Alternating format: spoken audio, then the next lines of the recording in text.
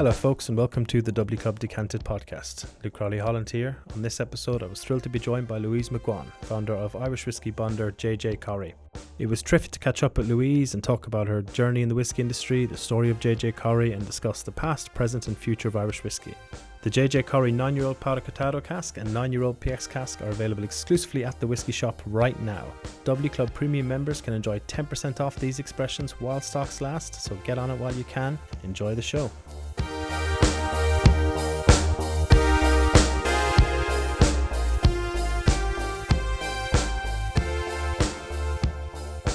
So, Louise, thank you so much for taking the time to join us here on W Club Decanted. We've really, as we'll discuss later in our conversation, we've got some really exciting releases coming from you guys in the next, at the moment, as people are listening to it, they're out now. And we just thought it would be good to catch up on learn all about all things J.J Corry. I suppose the kind of organic but unintended theme of a lot of our recent W Club Meets chats has been the sort of how do people end up working in whiskey or running a whiskey business in the way that you do. We've had people on who've come chemical engineering backgrounds to food science backgrounds to business backgrounds. What was your own journey that led you to opening up your own whiskey company? So I started off in wine, was my starting point for kind of all of this. Immediately after university, I ended up working for a wine company, and that was really sort of, and I never left the drinks industry then. I stayed in it. And that was like 1999, basically, or 1998, actually. So I would have had a really good grounding in fine wines, and that kind of evolved into spirits. Then I worked for a company called Moet Hennessy, and at the time they had some amazing cognacs like Cognac Hein. And they ended up obviously then having a couple of Scotch brands too. So the grounding for me was very much the drinks industry from day dot, and I never left it. And then that evolved over time into working at Diageo with a lot of the Johnny Walker portfolio, the higher mark kind of portfolio. So I was always very lucky. I got to work with some of the world's best known luxury spirits and wine brands. And when you do that, you get a really good education, right?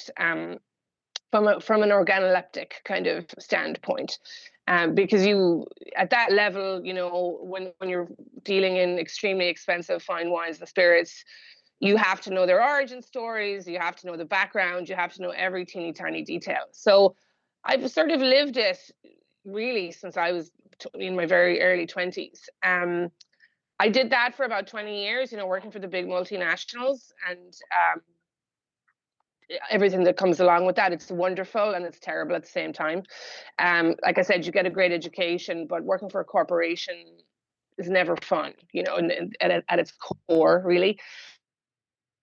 So I decided I would leave Diageo. Actually, I was working out in Singapore, and my sort of things had gotten, like, I was just working all the time. My husband was living in London. We were never seeing each other. I was living in Singapore. So something had to give.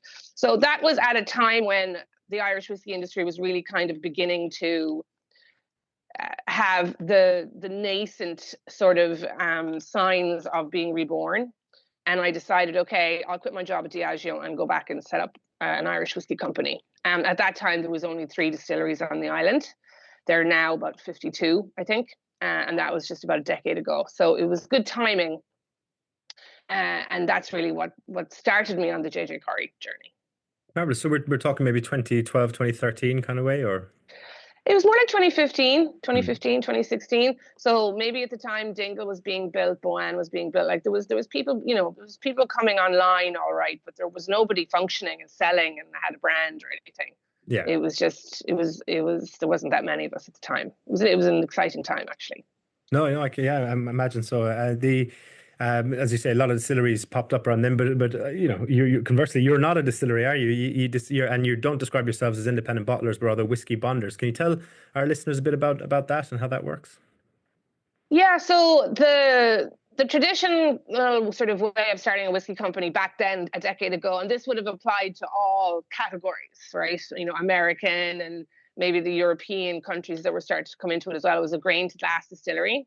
So I looked at that, that was kind of my initial thinking. It's a very expensive endeavor to do that. And raising money is very difficult. Raising money as a woman is even worse, to be frank with you. So I kind of looked at a number of different business models to begin with, but very specifically, as I was researching the history of distillation in my county, which is County Clare on the west coast, I noticed that there was about 5 distilleries functional at any given time within 10 miles of me, probably in the late 1700s and the 1800s. So I figured initially, okay, I'll just do that. I'll revitalize an old distillery. But I discovered this brand, J.J Corry, as I was doing all this research. And you can still hear me. So, and J.J Corry was a whiskey bonder, and he was based in my town of Kilrush. And I didn't know what that meant. There was a lot of historical archive about this guy called J.J Corry. There was nothing about whiskey bonding that I could find kind of on a surface level. So I ended up just going down a really big rabbit hole around the history of Irish whiskey bonding in Ireland. And it had kind of been written out of the annals of whiskey history in Ireland. And there was a very specific reason for that. There was only about 2 companies making Irish whiskey for about 100 years. And bonding wasn't a part of their narrative at the time. They got to control the narrative. So I surmised by looking at parliamentary records in between Westminster and Dublin, and really and local archives from newspapers from the 1700s onwards, that whiskey bonding was a really thriving part of the Irish whiskey industry for a very long period of time, right? So most of the distilleries in Ireland kind of operated like an American MGP would. They produced, they distilled. They didn't do anything else. They weren't that bothered with maturation, blending, bottling. They were just pumping out whiskey. And it was the bonders then who were maturing, blending, branding, bottling, basically. And it was the predominant way Irish whiskey was traded globally and nationally for a very long period of time. And it wouldn't be dissimilar to like a Johnny Walker story. Johnny Walker had a shop and he was blending tea and all that kind of stuff. And J.J Corry did exactly the same thing. He had tea from Assam. He had tea from Darjeeling. Like these guys, the little J.J Corry whiskey bonders were in every little town in Ireland. You'll still see the hangover of that. Like if you drive around Ireland, you'll see really old pubs with the term whiskey bonder written in gold letters in the window very often. And that's a hangover from that time, J.J Corry had his little shop. He had a few casks of whiskey out the back.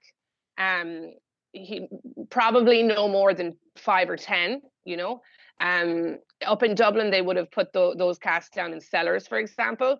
And then they were blending their own unique styles from those particular whiskies. They were putting them into whatever casks they had lying around in their shop, and they were selling them under their own moniker, basically.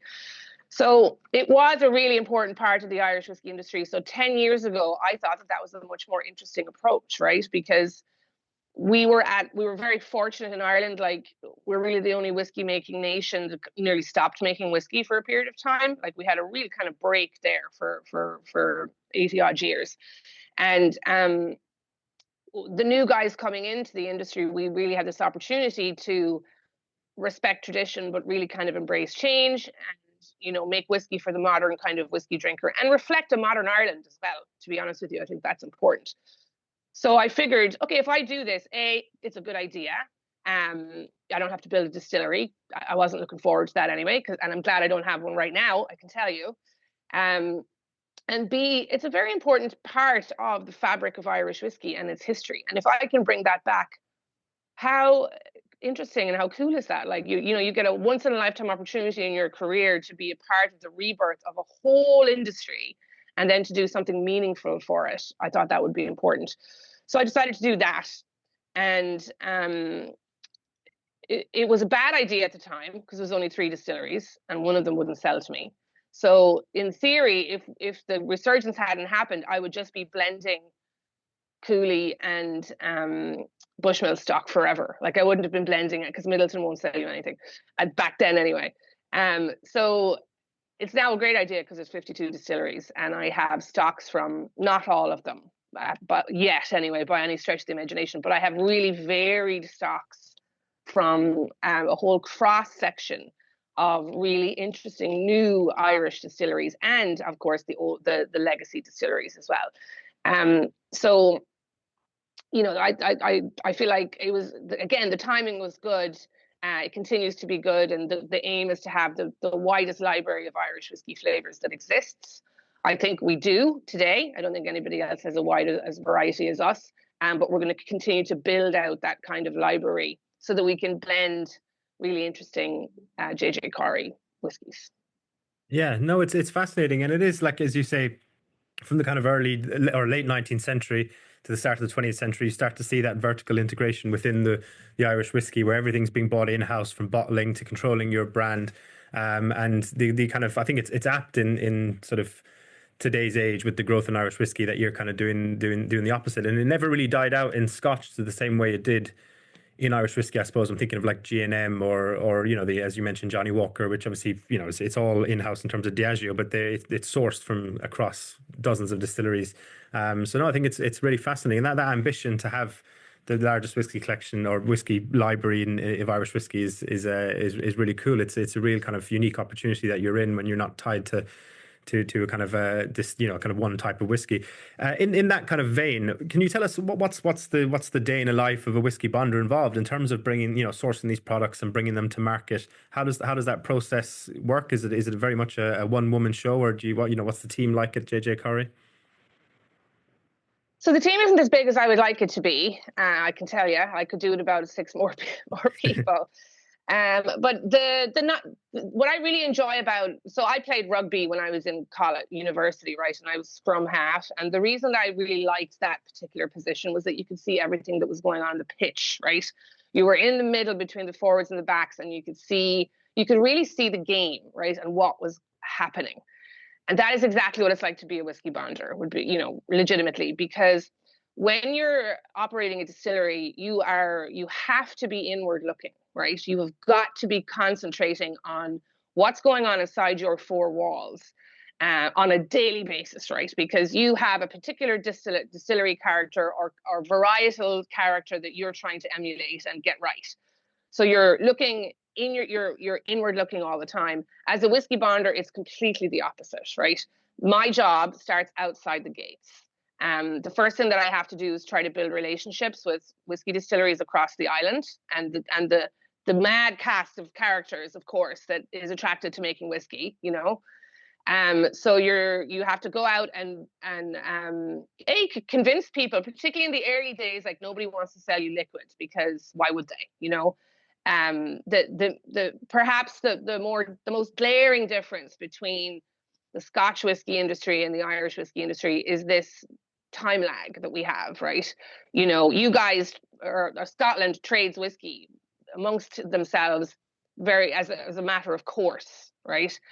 There's even a publicly traded ticker. You can assess the price of a liter of malt, right, in Scotland from a particular region, and you can benchmark it. We don't have that in Ireland, right?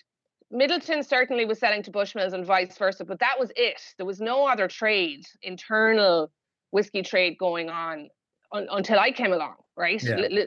Legitimately, like, and then certainly the newer distilleries were in the early days buying stuff in, and now they all have their own stuff, so that's changed. So basically, a big part of my job is recreating that kind of trade, and buying and selling casks and trading and making sure that there's a bit of a flow. Like, the multinationals aren't going to do that for us. Like, they've got their own supply, they're pretty happy. But it's the 40 odd independents. Like, we need kind of a bit of a vibrant supply to go. So navigating that and trying to get that wholesale market going, it's been a tough one. And then the other piece of it is, because I don't have a distillery, and this is an important differentiator, I would say, from a bonder versus an independent bottler. Because I don't have a distillery, I have to make sure that my cask program is, second to none, right? I don't have to run a distillery. I am sourcing at the end of the day, right? And if you can source the easy way or the hard way, right? And I do it the hard way, in that I'll take in a distillery character, right, from distillery X, right? And you'll get to know the distillate. Distillery X, specific kind of a mash bill, specific kind of still, all the rest of it. And my job then is to take that particular distillate, because I buy it at new make stage, and bring it on a journey, bring it on a J.J. Corry journey, right? And have it end up probably somewhere else that perhaps that distillery wouldn't have brought it onto. Mhm. And of course, the way that we do that is through our cask programming and our blending, right? Obviously. So I spend an inordinate amount of time looking for casks and perfecting that. So the only kind of real results that we've had in that I would say that we've had in that to date, because it takes time. We've only been at this for 10 years. I would have started our sherry program 6 years ago, 6 or 7 years ago. And the approach to that would be any cask program that we have, the approach is you find a cooper. If you're doing sherry, right, you're over in Spain. You find a cooper in Spain. That's the first thing that you need to do. You need a partner cooper in Spain. And then you have to find partner bodegas or wineries around Jerez and outside of Jerez with whom to partner with directly to season your casks, right? The process of organizing a cask program goes directly to source, and the source being the winery, and then your cooper being the guy who's going to kind of bring it all kind of together for you. So the easier way to do that is just to go to a brokerage in Scotland and buy a sherry cask that you don't know any history about, right? So what I spend a lot of time doing is that piece of it. And I do that across sherry. We've just kicked off our port program. I'm attempting to do it with rum. Is basically impossible, if I'm honest. Like, it's really difficult because rum casks are dead by the time they're finished with them. I do that in the US. You know, I go direct to distilleries, Bardstown in particular, for my bourbon casks. Like, there's a lot of relationship building on the cask side as well that happens. So there's a lot of that outside of the gates of the farm stuff that goes on. And then there's the blending piece. You know, it's like I said earlier, I wish we had more people, you know, but I'm still on the blending floor blending, you know, very often. We have a great team. I have an all-female team now on site who are being trained up essentially. Ireland again wouldn't have had interest. This is interesting. Would have had like a dearth of talent, like in that, you know, anybody who was making whiskey in Ireland was doing it for one of two companies for 50 years or 80 years. So when I came into the industry, there wasn't a pool of young people, of talent, of blenders, of technicians or anything like that to pull from at all. It just didn't exist. Yeah. So I relied heavily in the early days on a lot of my friends in the industry, bringing them in terms of like setting up a tasting panel and just making sure we're making whiskey that more people than me would like, if you know what I mean. So it's very varied. You know, it's still a small company, and there's a bit of everything that goes on, really, you know, on a day-to-day basis. And at the moment, I'm out in the market selling it, because you do have to sell it at the end of the day, right? Yes. So I'm in America at the moment, out and about, proselytizing about whiskey bonding. Yeah, no, that's really, really fascinating. It's interesting you mentioned about the kind of the availability of talent when you first launched. You know, a lot of people in the Irish whiskey industry and around that period you're talking about would have been coming from Scotland, you know, for a lot of these new distilleries being opened, trying to get talent in, even some people from America. So it is fascinating. That I think that's starting to change. You do see a lot more people who are moving internally within distilleries, trained up in Dingle, now work somewhere else, or, you know, so it's fascinating. You mentioned working with new make there, Louise. Was that always been the case, or is that a new policy where you only buy new make, or is it a variety of new make and mature stock you're buying in? So in the early days, there was no new make, right? G&D hadn't even turned on when I started, right? So the only thing I could buy in the early days was mature stocks, and I bought as much Cooley and as much Bushmills as I could get my hands on day one. And I will always buy a mature parcel of Bush of malt if I can find it, right? It's less and less these days now. You can kind of find it, right? But I do have big reserves of that, which thank God. But you know, I've had a lot of that stuff for a decade, and I've been doing various different bits and pieces with it. But I have loads of that. The long term, no, the long game, the main game for us is to only be buying new make. You know, in 10 years' time, I might buy the odd parcel here and there, right? But at the moment, anyway, certainly for the next decade, it's all about new make, you know, from as many distilleries as we can get it from, just to have that kind of variety. Because that's where the opportunity for us lies to put our stamp on it. You know, we very rarely do single cask. You will see it occasionally from us, and that's because something can only go as a single cask, right? You find it and you kind of come across it and you go, oh, that I have a 23-year-old coulis that we released, for example, that was none of the rest of that coulis is going to go single cask. There's one cask that was just great. But we very rarely do it because our game and our job is to just be ameliorating flavor all the way along and to be putting a J.J Corry stamp on it, you know. For me, that's what whiskey bonding is about. Like that, we have to continue to differentiate ourselves from just being not just being an independent bottler, because I'm not insulting anybody, but what we're trying to do is just, it is a bit different. You know, I have my own warehouse, you know, I have my own blending facility. I have eyes on my stock and my casks from day one. Like I touch it, I feel it. We handcraft it all the time. So I think that's sort of important. But yeah, the quick answer to your question is fundamentally long term, this business will be only buying new make. Will I, if somebody puts up a 1991 bush in front of me, will I buy it? Yes, I will if I can. But fundamentally, our business is buying new make, casking it, maturing it, blending it, bottling it.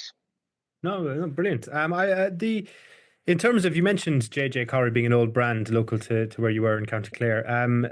Can you tell us a bit about the history of the branding? That, you know, why, you know, what attracted you to it? What does J.J Corry stand for?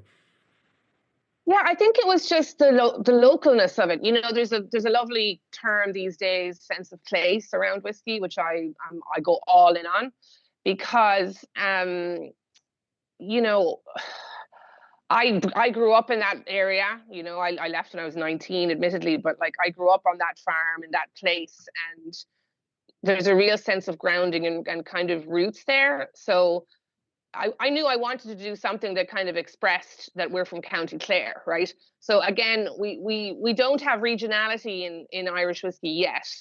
Same reasons, right? It's exactly the same reasons of everything else. Just there wasn't enough of us.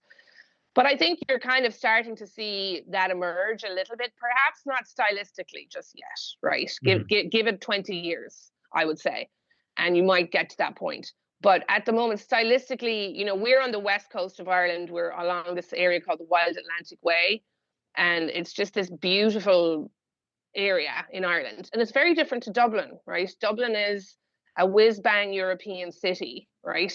And the approach to whiskey making in Dublin arguably is very different to that on the West Coast. If I look at my compatriots up and down the West Coast, like Dingle, for example, like you know, Clonakilty, like Connacht, like Slieve League, all those guys are along the West Coast, right? Stylistically, in their approach to whiskey making, it's a little bit slower, a little bit different, I think, than the whiz bang neon of the Teelings of the world. You know what I mean? Yeah. And for me, that's what J.J Corry represented. It was just some local entrepreneur. He was from a family of 16, and back then, you know, this is the 1800, like mid 1800s. Back then, wasn't a good time in Ireland. It was just post famine. He was probably born. Tons of people in his family. Everybody had to leave. They were born. You know, he's born in a one-room house that's still standing. Everyone had to leave except the oldest son. And he wasn't the oldest son, and you either went into the priesthood or you emigrated. Like that would be the vibe.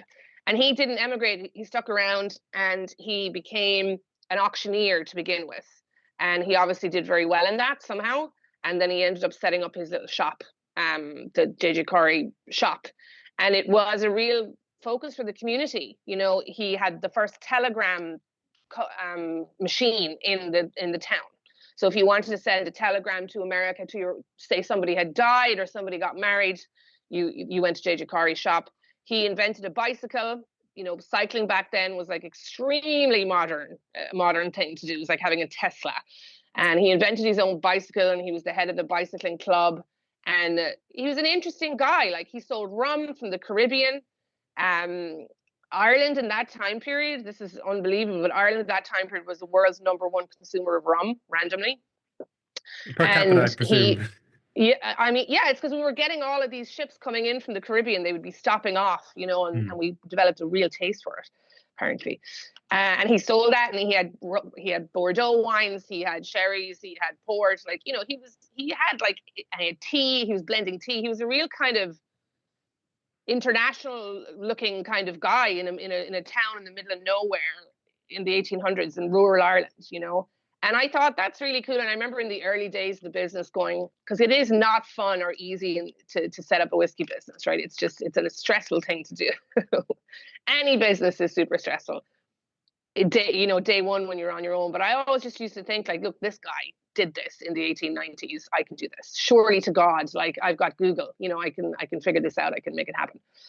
So yeah, I thought he was a cool, interesting guy. And funnily enough, we've just the reason I know all this about him is that his shop was preserved almost for a very long period of time. He died in 1930. His daughter took over his shop. She died in 1980. And when she died, the shop was given to a local kind of historical park and preserved. So we have all of this like paper ephemera for him. And I actually just got the keys to that shop 3 weeks ago because we're going to be taking it over and turning it into we're turning it into like a little J.J Corry brand home. You can come in and do tastings. It's located in Bunratty Castle and Folk Park, which is very cool. It's like going full circle almost back to the shop. Very cool. Oh, that is very cool. Especially for, I know you hear about some of these older institutions and businesses in Ireland being preserved maybe in the last 20 years, but for the 1980s, that seems very progressive for the west of Ireland. But yeah. Extremely so. Yeah, we were very lucky. And I met the guy who did it. He was this antique dealer who was he was in the right time in the right place. Yeah, so it's it's just really interesting to be able to go back right to where J.J Corry traded from and be part of that whole heritage piece. It's very cool. No, that is really cool. And in terms of that's your obviously your own brand, but externally, are there kind of other brands? I know you said you're not, you're obviously not an independent bottler. You're operating different to that. But are there brands within the wider drinks industry? It could be cognac. It doesn't have to be just whiskey that you kind of benchmark yourselves against, or that you see as kind of a North Star in terms of what you're trying to achieve. Yeah, there's always been two. One was the Last Drop, and then from Sazerac, that really heavily curated mindset that they have there. Like I've always, from day one, I always thought, okay, that's kind of the attitude that I would like to have. This just real kind of curation of exceptional spirits kind of thing. I always really admired those guys. And then I got to do a project with them years later, which was like possibly the pinnacle of my career, I think.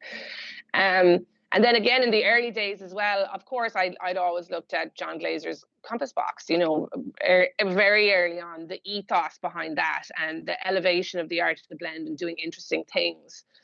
Those were the two that I really sort of looked to, I think, very, very, very early on. And nowadays, there's a lot of really progressive stuff kind of happening in France and in Europe and places like that. Like I have a lot of people that I look up to in the industry on the distillation side, particularly in the US. And yeah, I guess, I don't know, we're kind of rowing our own furrow at this point now. I think we're kind of a decade into it, but like, yeah, those brands have been really the North Star for me in the early day. And I'd like to think we're very different. What we've done is very, very different, but it's that dedication to and desire for quality, in the whiskey, right? It's not about the brand. There is a brand building piece you must do, right? You can't avoid it. But the fundamental thought process for me was always, okay, look, we make whiskey for whiskey drinkers, right? That's kind of our core, and that's what we try to do. And the brand piece is kind of secondary, but it isn't. You have to play in that all right. Yeah, and then one follows the other. The guarantee of quality becomes part of the brand. You mentioned Compass Box there, and we've done with the W Club here at the Whiskey Shop. We've done a lot with them over the years. They're very transparent as to their kind of makeup of their blends and stuff. I have a vague. This is totally coming back to me from the vague memory of you had originally done some more stuff like that with the Gale, was it? Back in the day, you had, and is that still on your bottles or? No, I got the smackdown for that. No. So yeah, I was transparency I think is extremely important in whiskey. It drives me nuts that campaign hasn't gotten any further, and I don't think it will in either capacity. But I had the opportunity very, very early on, day one, right? The first thing I ever released was the Gale, and the Gale, I basically had a pie chart on the back of the Gale detailing every single thing in it, right? Everything. And I had all of the the years on the front of the label, right, of everything that was in it. Like it was 20% X, 30% Y, all the rest of it, right? So it was hyper transparent, and I released that. I released it, and I knew I had an opportunity very early on. This was even before there was a the technical file for Irish whiskey hadn't been ratified at this juncture, right? It had been written, but when I released that, it hadn't been signed.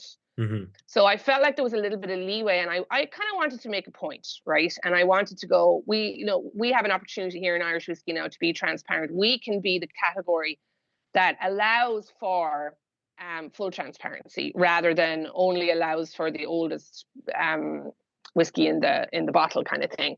And I was really making a point out of it, and there was and people don't really realize this, and I had discussions, I remember years ago, with John Glaser about this when he was still there. At that time when I did that, there was a clause, there was an opportunity to change that clause in the Scotch whiskey file and in the Irish whiskey file. It was up for debate in Europe in a real kind of roundabout sort of way. But if the Irish Whiskey Association and the Scots Whiskey Association had a desire to change that particular rule of not being allowed to put everything on the bottle, they could have done it at that time period, and they didn't. So of course, inevitably, I put everything on the label. Somebody noticed, and I know who it is. Somebody noticed, and they put a complaint in. But at the time, there was no formal complaints procedure or anything in Ireland. It was real Wild West days. Like you could put anything on your label, and that was kind of another part of the point. You could lie very blatantly on your label, and nobody would stop you. That was the other thing that bothered me.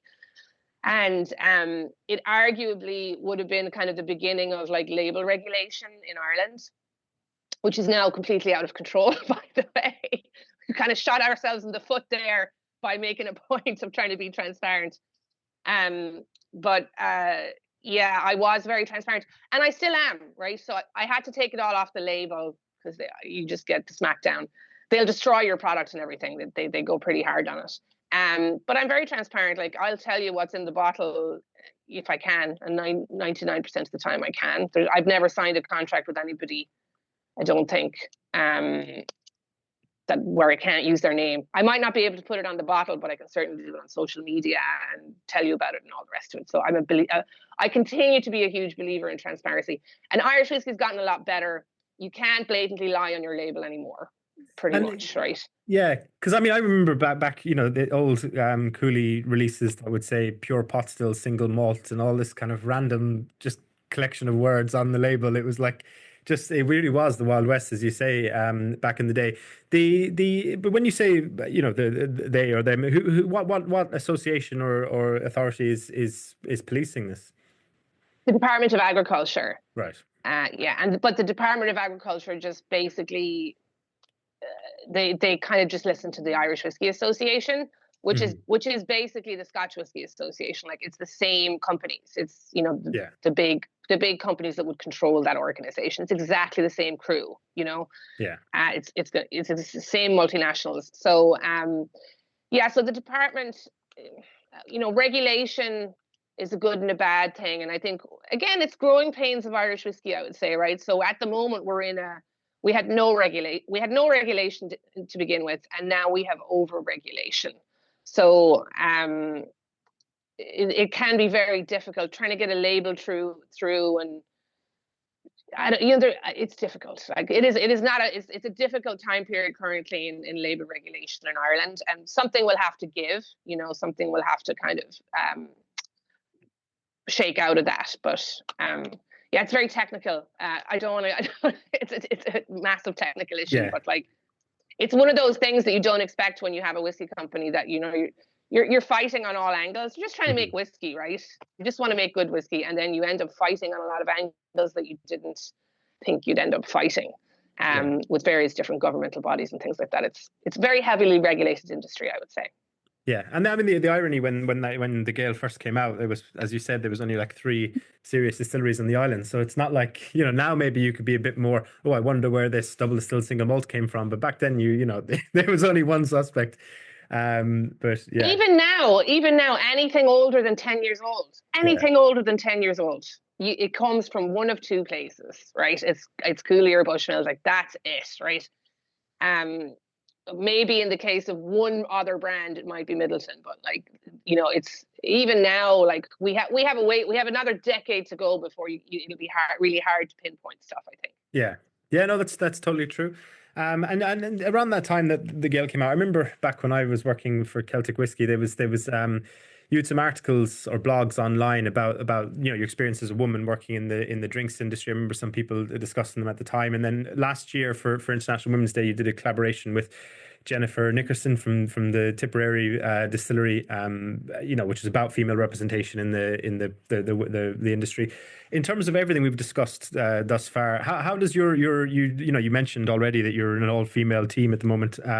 How does that shape what you do and how you conduct this business, or what your vision is for the business? If that's the right way for it. I think you know what I mean? It is, yeah. I think the biggest difference is probably the collaborative nature of the business, right? So, and I think this is probably a gender thing to some degree. Like, my job is to be a collaborator, right? As a whiskey bonder, I got to have casks, I got to have wineries, I got to have distilleries. Like, I need to collaborate. If I can't, the business doesn't function, right?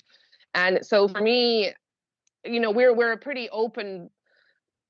We're very open kind of a business, and that's our attitude internally in general. I take a very serious responsibility for launching women out into the whiskey world, right? Which is one of the reasons, like, we do have a lot of female employees.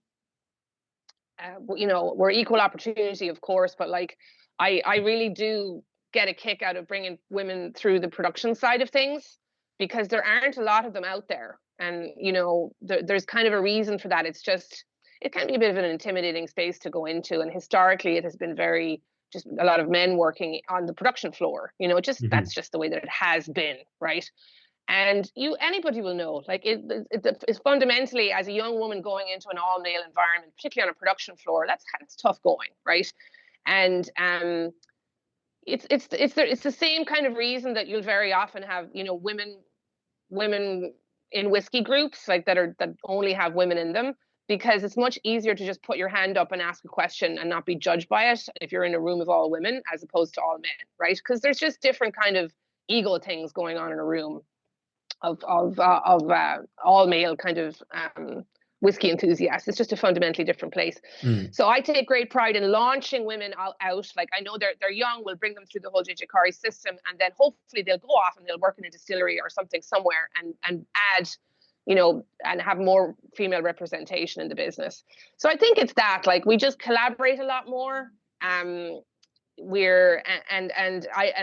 do view it as a bit of a mission to send as many women into the industry as possible, because even in Ireland, like, the one disappointment I would have is that I'm a female founder. There's a few others, right, who've founded businesses in partnership with people, but there aren't that many of us. Like, there's probably 4 or 5 of us, and there's 52 distilleries. Like, what a bummer, why isn't there 20 of us? So so I think just making sure that, like, women continue to be represented in the whiskey industry, and I do my best to kind of showcase the women that I work with and that I admire as well. I think it's important. It's slow though. It's a very slow game for some reason. I don't know why it hasn't moved as fast as I'd like it to. Yeah, but I mean, even in terms of going along to tasting events and stuff in both our Irish and Scotch whiskey, it's still very much a male dominated space. Like, from at least from those kind of visible anorak consumer spaces, and I don't mean that in a pejorative way in terms of anorak, but you know what I mean. So yeah, we love the anoraks. We love them. Exactly. Yeah. They will make the world go around, I can tell you. Yeah, no, it definitely is still male. It is. Yeah, it's still very. But I have seen it get a lot better. It's really good in America. You get pretty much close to, I wouldn't say equal representation, but like America, if when I go out to do an event, and it's not just because it's me, it's just generally, like, the room there'll be 30-40% women in it, which is great. So hopefully we'll edge towards that. Marvelous. Yeah, no, definitely.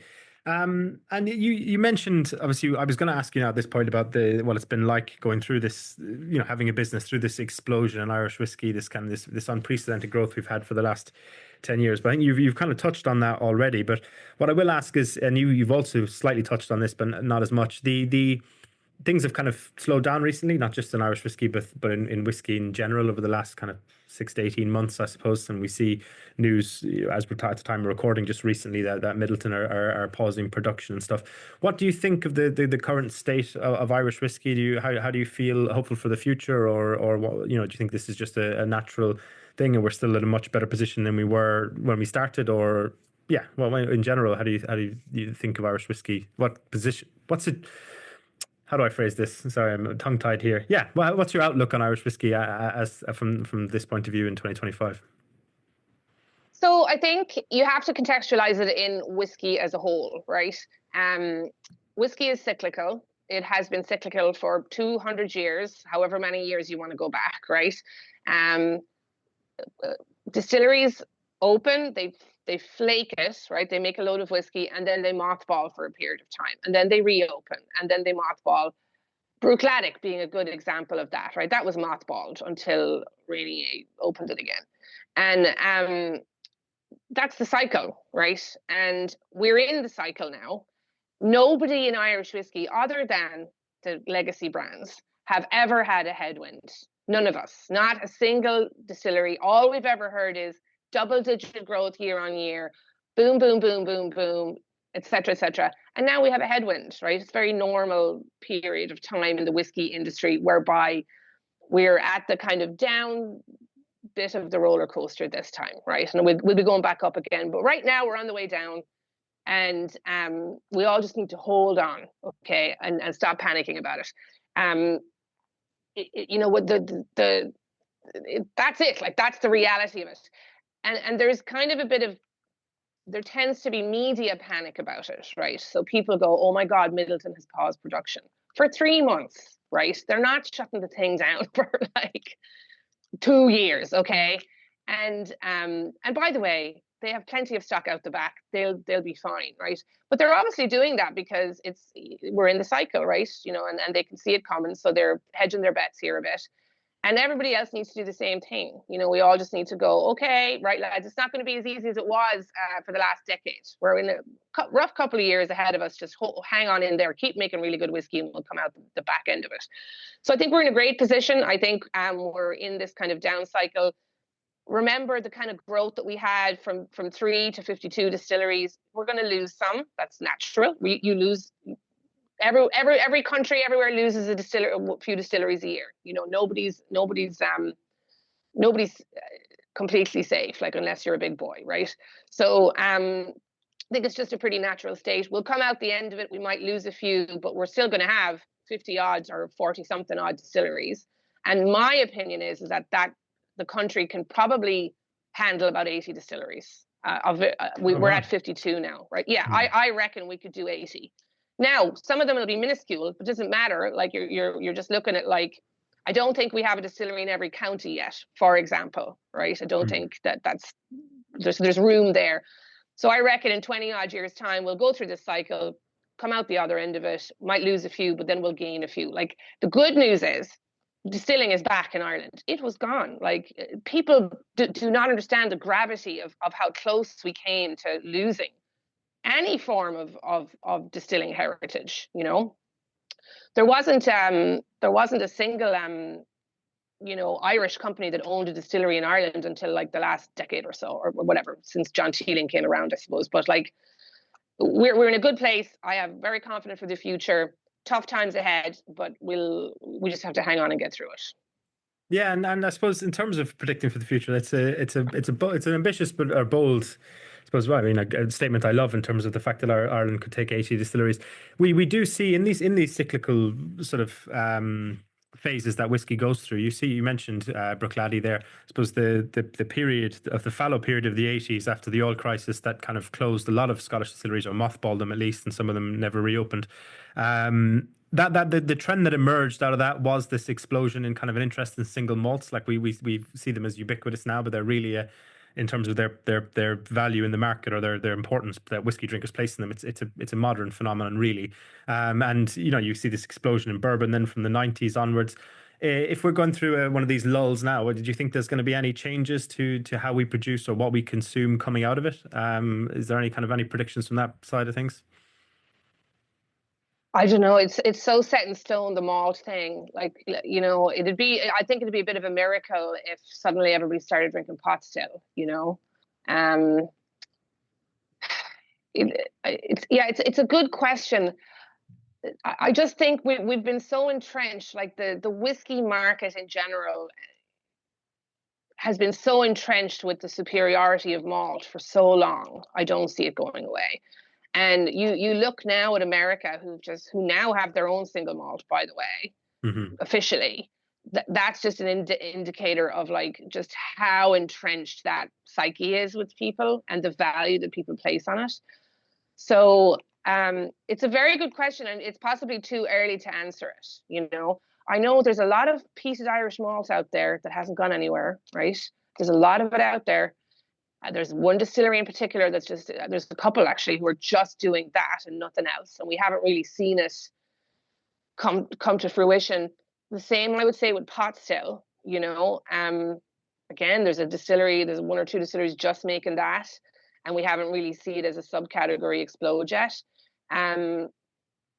Yeah, I don't know. Like, it'll be interesting. Give it another 18 months and we'll start to see, I think you might see a preponderance in grain for a while because it's gotten cheap. So people might start kind of offloading that. I don't know. It's a good question. I don't have the answer to it yet, I don't think. It'd be interesting to see. And we obviously had changes to the technical file around the definition of pot still recently as well. So that that opens up potential new avenues, I suppose. Yeah, and also going back to what you were saying about the ability, the skill set within the Irish workforce, that the kind of renaissance of Irish whiskey led to the making of a lot of single malts. A lot of people came in and they were importing distillers in who knew how to distill single malts. So there's also that idea of I suppose finding their own feet as well. And on that line of Irish single malts, excellent Irish whiskey, we've got two new exclusive releases from you guys this month, launching with the Whiskey Shop. We've got a Palo Cortado cask and a PX cask coming out. So they'll be, by the time of people listening to this, they'll be out. I think I mentioned that at the start of this chat. So can you tell us a bit about how these releases get selected in general, not just for the Whiskey Shop, and what people can expect, consumers cracking open a bottle or looking to buy a bottle from us? Yeah, I think this is a good example of our sherry cask program, as I was saying, right? These two, you'll just see a flurry of kind of sherry stuff from us in the next couple of years because the casks are starting to produce very well, right? So for the PX one, we have to go to Spain. So I work with a bodega called Bodega Delgado in Cordoba, right?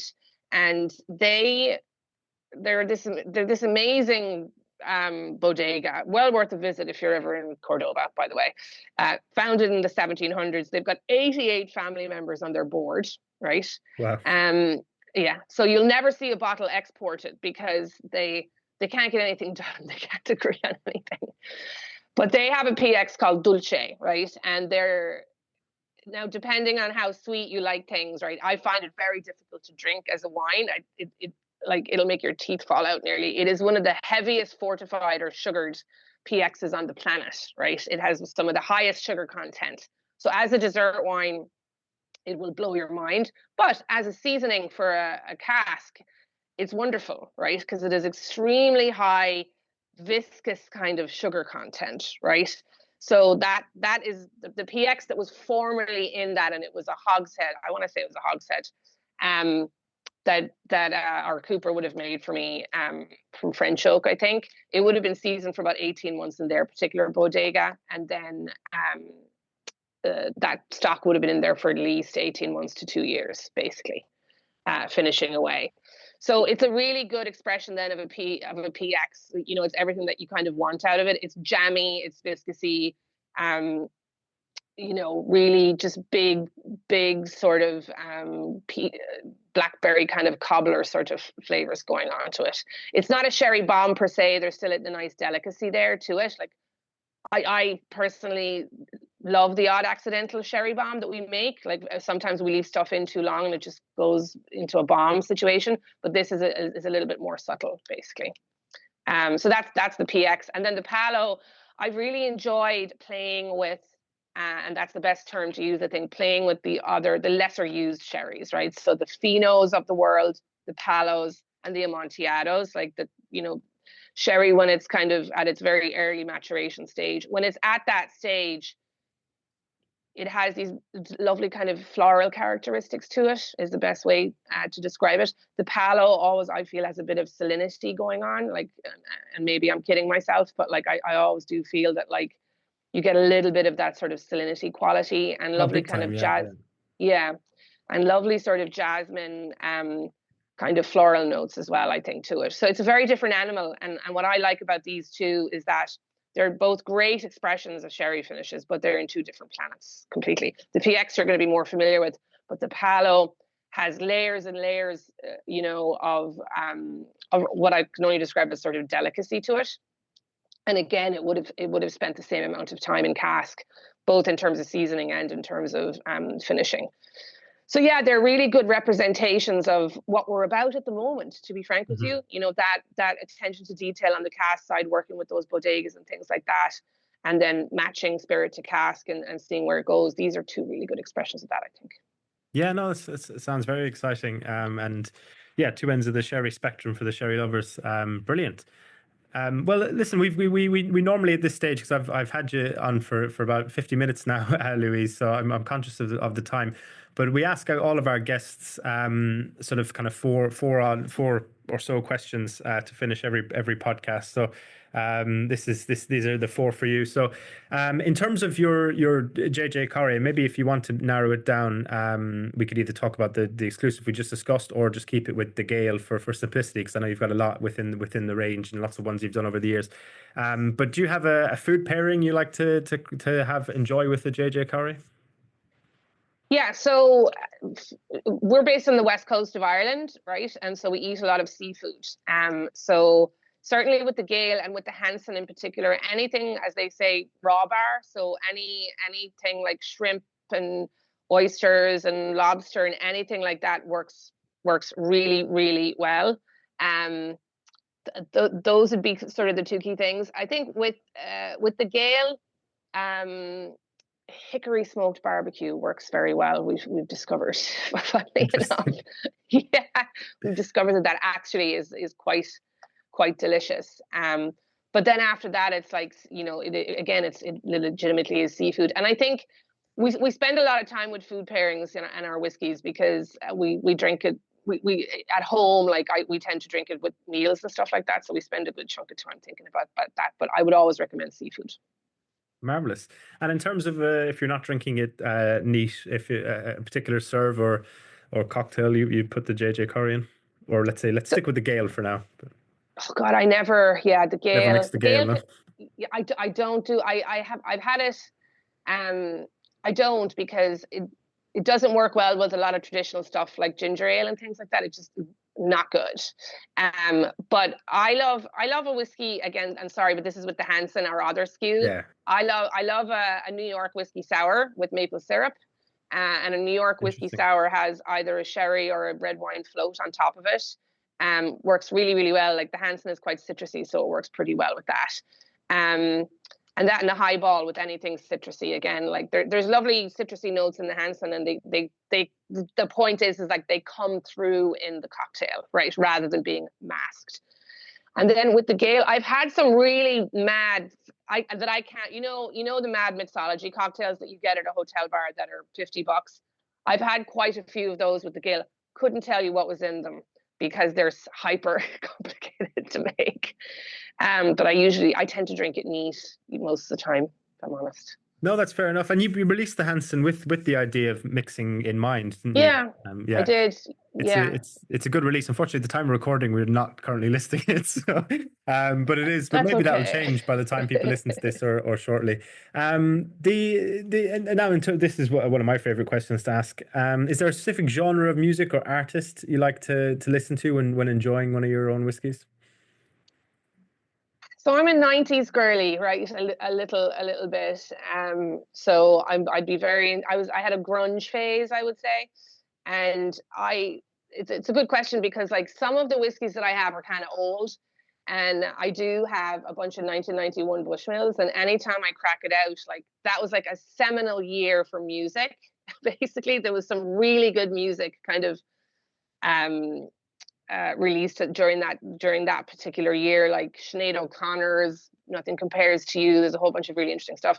So sometimes I will actually try to match time periods with what I'm drinking. But like a lot of grunge, a lot of Pearl Jam, a lot of Soundgarden, that kind of thing, very often. And then for if I'm having a cocktail, it'll be Chapel Roan, and it'll be the more modern stuff because I try to keep abreast of what's going on where I can in the charts. It's because it's good. We do have, funnily enough, a disco ball in the blending room, which I installed. We do. Has a light on it and everything. So depending on kind of what's charting, we tend to do a lot of blending in the summertime, kind of August time. So we have all the doors open and we'll be blasting. And normally with the crew that we have now, like it's whatever is charting, it'll be the Chapel Roans of the world. And Cardi B was very big for a couple of years in our place, that kind of thing. So yeah. My name is Chapel Roan. I'm your favorite artist. Marvelous. No, fantastic answer. And your favorite go-to dram that's not produced by yourselves? It doesn't have to be whiskey if you want. You could go. We'll make sure it has to be distilled. But if you want to pick a cognac or something, you can do that. Yeah, I always get asked this one, and then I always feel like I'm betraying a lot of people. Nicole Austin out of she's in Dickel now. She actually would have set up the new Tullamore Dew distillery. She was very involved with that at the time. She lived in Ireland for a period of time, and she was with Widow Jane in America for a period of time, and now she's the head distiller at Dickel. And she has some amazing.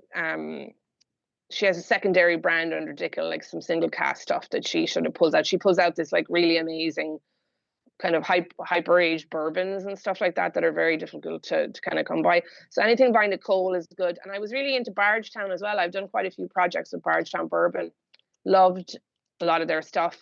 And then Kentucky Owl, which is no longer, and that's another bourbon. But Kentucky Owl, from day one, from when Dixon Dedman was kind of running the thing, I was always very impressed by that. So yeah, I do like my American whiskeys. I like my bourbons, and I get to taste a lot of them, fortunately, because I travel a lot over here, and there's some really good stuff out there. Definitely. Excellent. So American focused. Is Kentucky Owls not being produced anymore? No. No, they're just, the company has been closed, basically. I didn't realize, because you did a collaborative release with them, didn't you? I did. Yeah, I did. But yeah, no, they haven't fallen afoul to what's going on in general. But fallen afoul, no pun intended, huh? Yeah, exactly.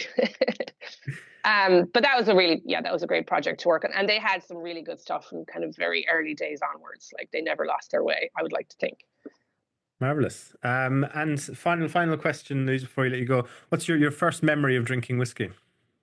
I was at Glenmorangie. It was a million years ago, and I was at Glenmorangie, and it was at some work thing. Honestly, it was probably the 90s, I want to say, maybe the very, very early 2000s. It was the first good memory I ever had, right? Because it was served to me.